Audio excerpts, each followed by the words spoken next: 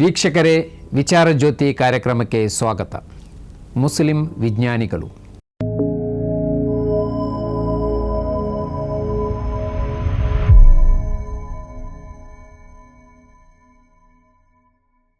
Jabir bin ಹಯ್ಯಾನ್ ರಸಾಯನಶಾಸ್ತ್ರದ ಮಹಾನ್ ಪಿತಾಮಹ.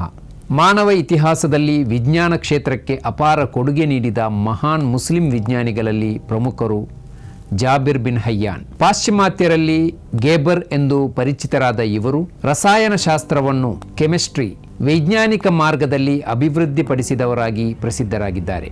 Abu Musa Jabir bin ಹಯ್ಯಾನ್ ಅವರು ದಕ್ಷಿಣ ಅರೇಬಿಯಾದ ಅಜ್ ಪ್ರದೇಶದ ಮೂಲದವರು. ಅವರ ಕುಟುಂಬ ನಂತರ ಇರಾಕ್ನ ಕೂಫಾ ಪ್ರದೇಶದಲ್ಲಿ ನೆಲೆಸಿತು. ಜಾಬಿರ್ ಖುರಾಸಾನ್ ಪ್ರದೇಶದಲ್ಲಿ ಜನಿಸಿದರೆಂದು ಹೇಳಲಾಗುತ್ತದೆ. ಅವರ ಜನನ ವರ್ಷವನ್ನು ಸಾಮಾನ್ಯವಾಗಿ ಕ್ರಿಸ್ತಶಕ 721 ಎಂದು ಅಂದಾಜಿಸಲಾಗಿದೆ. ಅವರು ಉತ್ತಮ ಶಿಕ್ಷಣವನ್ನು ಕೂಡ ಪಡೆದಿದ್ದರು. ಇಸ್ಲಾಮಿಕ್ ವಿಜ್ಞಾನಗಳ ಜೊತೆ ಗ್ರೀಕ್ ವಿಜ್ಞಾನವನ್ನು ಕೂಡ ಅಧ್ಯಯನ ಮಾಡಿದ್ದರು. 6ನೇ ಶತಮಾನದ ಶೇಖ್ ಇಮಾಮ್ ಜಾಫರ್ ಅಲ್ ಸಾದಿಕ್ ಅವರನ್ನು ಜಾಬಿರ್ ತಮ್ಮ ಗುರುವೆಂದು ತನ್ನ ಬರಹಗಳಲ್ಲಿ ಸಾರಿದ್ದಾರೆ. ಜಾಬಿರ್ ಅವರ ಜೀವನದಲ್ಲಿ ಪ್ರಮುಖ ಪ್ರಭಾವ ಬೀರಿದವರು ಕೂಡ ಅವರಾಗಿದ್ದಾರೆ. ಅವರ ಮಾರ್ಗದರ್ಶನದಲ್ಲಿ ಜಾಬಿರ್ ವಿಜ್ಞಾನದಲ್ಲಿ ಹೆಚ್ಚಿನ ಆಸಕ್ತಿ ಬೆಳೆಸಿಕೊಂಡರು. ಜಾಬಿರ್ ಇಬ್ನ್ ಹಯ್ಯಾನ್ ರವರು ರಸಾಯನಶಾಸ್ತ್ರವನ್ನು ಪ್ರಾಯೋಗಿಕ ವಿಜ್ಞಾನವನ್ನಾಗಿ ರೂಪಿಸಿದರು. ಪ್ರಯೋಗ, ಎಕ್ಸ್ಪೆರಿಮೆಂಟ್ ಮತ್ತು ಅವಲೋಕನ ಅಬ್ಸರ್ವೇಷನ್ ವಿಧಾನಗಳನ್ನು ಪ್ರಚಾರ ಮಾಡಿದರು. ಲ್ಯಾಬೋರೇಟರಿ ವಿಧಾನಗಳನ್ನು ಅಭಿವೃದ್ಧಿಪಡಿಸಿದರು. ಡಿಸ್ಟಿಲೇಷನ್, ಸಬ್ಲಿಮೇಷನ್ ಮುಂತಾದ ವಿಧಾನಗಳನ್ನು ಕೂಡ ಅವರು ಪರಿಚಯಿಸಿದರು. ವಿವಿಧ ಆಮ್ಲಗಳು ಮತ್ತು ರಾಸಾಯನಿಕ ಸಂಯೋಗಗಳ ಬಗ್ಗೆ ಸಂಶೋಧನೆ ನಡೆಸಿದರು. ಅವರು ಮೀಜಾನ್ ಬ್ಯಾಲೆನ್ಸ್ ಎಂಬ ಮಹತ್ವದ ತತ್ವವನ್ನು ಪರಿಚಯಿಸಿದರು. ಈ ತತ್ವದ ಪ್ರಕಾರ ಪ್ರಾಕೃತಿಕ ವಸ್ತುಗಳ ಗುಣಧರ್ಮಗಳನ್ನು ಸಮತೋಲನದ ಆಧಾರದ ಮೇಲೆ ವಿಶ್ಲೇಷಿಸಬಹುದು. ಜಾಬಿರ್ ಅವರು ಕಂಡುಹಿಡಿದ ವೈಜ್ಞಾನಿಕ ತತ್ವ ಮೀಜಾನ್ ಬ್ಯಾಲೆನ್ಸ್. ಇದರಂತೆ ಪ್ರಾಕೃತಿಕ ವಸ್ತುಗಳಲ್ಲಿ ಅವುಗಳ ಮೂಲ ವಸ್ತುಗಳನ್ನು ಪ್ರಯೋಗದಲ್ಲೂ ಸಂಖ್ಯೆಯಲ್ಲೂ ವಿವರಿಸಿ ವಿಷಯ ಪಟ್ಟಿ ಸಿದ್ಧಪಡಿಸಲಾಗಿದೆ. ಇದು ವಸ್ತುವಿನ ಪ್ರಕ್ಷಣೆ ಹಾಗೂ ಕ್ರಿಯೆಯನ್ನು ಅರಿಯುವಲ್ಲಿ ಸಹಕಾರಿಯಾಗಿದೆ. ಜಾಬಿರರು ನೈಸರ್ಗಿಕ ವಸ್ತುಗಳ ಕೃತಕ ತಯಾರಿಕೆಯ ಸಾಧ್ಯತೆಯಲ್ಲಿ ಬಲವಾದ ನಂಬಿಕೆಯನ್ನಿರಿಸಿದ್ದರು. ಜಾಬಿರ್ ಅವರು ಅನೇಕ ಪುಸ್ತಕಗಳನ್ನು ಕೂಡ ರಚಿಸಿದ್ದಾರೆ.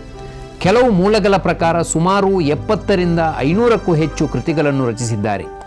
ರಸಾಯನಶಾಸ್ತ್ರ ಮಾತ್ರವಲ್ಲದೆ ತರ್ಕಶಾಸ್ತ್ರ, ತತ್ವಶಾಸ್ತ್ರ, ವೈದ್ಯಶಾಸ್ತ್ರ, ಜ್ಯೋತಿಷಾಸ್ತ್ರ, ಕೃಷಿ ವಿಜ್ಞಾನ, ತಂತ್ರಜ್ಞಾನ ಇತ್ಯಾದಿ ಕ್ಷೇತ್ರಗಳಲ್ಲಿಯೂ ಬರಹ ಕೃಷಿಯನ್ನು ಕೂಡ ಮಾಡಿದ್ದಾರೆ.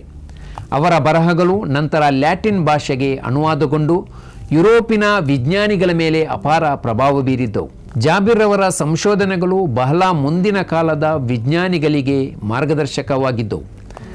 ರಾಸಾಯನಿಕ ಮಿಶ್ರಣಗಳ ಅಧ್ಯಯನ, ಉಷ್ಣ ವಿಕಸನ, ಥರ್ಮಲ್ ಪ್ರಾಸೆಸ್ ಬಗ್ಗೆ ವಿವರಣೆ, ವಸ್ತುಗಳ ಪರಿವರ್ತನೆ, ಟ್ರಾನ್ಸ್ಫಾರ್ಮೇಷನ್ ಆಫ್ ಮೆಟಲ್ಸ್ ಕುರಿತ ಅಧ್ಯಯನ, ಇವುಗಳ ಪರಿಣಾಮವಾಗಿ ಜಾನ್ ಡೆಲ್ಟನ್ನಂತಹ ವಿಜ್ಞಾನಿಗಳು ತಮ್ಮ ಸಂಶೋಧನೆಗಳನ್ನು ಮುಂದುವರಿಸಿದರು. ರಸಾಯನಶಾಸ್ತ್ರದ ಅಭಿವೃದ್ಧಿಯಲ್ಲಿ ಜಾಬಿರ್ ಅವರಿಗೆ ಪ್ರಮುಖ ಸ್ಥಾನ ಲಭಿಸಿದೆ. ಇವರ ಪ್ರಯೋಗಗಳು ಹಾಗೂ ಅವಲೋಕನಗಳಲ್ಲಿ ತಮ್ಮ ದೃಢ ಛಾಪು ಮೂಡಿಸಿದ್ದಾರೆ.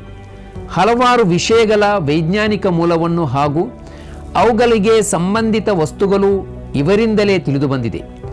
ಉಷ್ಣ ವಿಕಸನದ ಬಗ್ಗೆ ಇವರು ಮಾಡಿದ ವ್ಯಾಖ್ಯೆ ಹಾಗೂ ರಾಸಾಯನಿಕ ಮಿಶ್ರಣಗಳ ಬಗ್ಗೆ ನಡೆಸಿದ ಸಂಶೋಧನೆಗಳು ಹಲವು ಶತವರ್ಷಗಳ ಬಳಿಕ ಜಾನ್ ಡಾಲ್ಟನ್ನಿಂದ ಬೆಳಕಿಗೆ ಬಂದಿತ್ತು. ಜಾಬಿರ್ ತಮ್ಮ ಜೀವನದ ಆರಂಭವನ್ನು ಟಸ್ ಪ್ರದೇಶದಲ್ಲಿ ಕಳೆದರು. ನಂತರ ಕೂಫಾಗೆ ಹೋಗಿ ಅಲ್ಲಿ ದೀರ್ಘಕಾಲ ವಾಸಿಸಿದರು.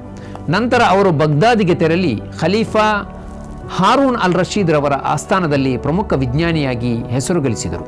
ಅವರು ತಮ್ಮ ಜೀವನದ ಬಹುಪಾಲು ಸಮಯವನ್ನು ಪ್ರಯೋಗ ಮತ್ತು ಬರವಣಿಗೆಯಲ್ಲಿ ಕಳೆಯುತ್ತಾ ಕ್ರಿಸ್ತಶಕ 815ರಲ್ಲಿ ನಿಧನರಾದರು.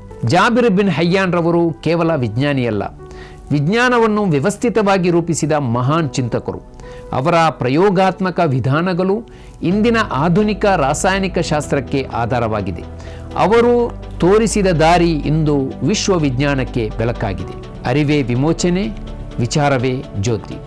ಇನ್ನಷ್ಟು ವಿಷಯಗಳಿಗೆ ವಿಚಾರ ಜ್ಯೋತಿ ಚಾನಲನ್ನು ಸಬ್ಸ್ಕ್ರೈಬ್ ಮಾಡಿ.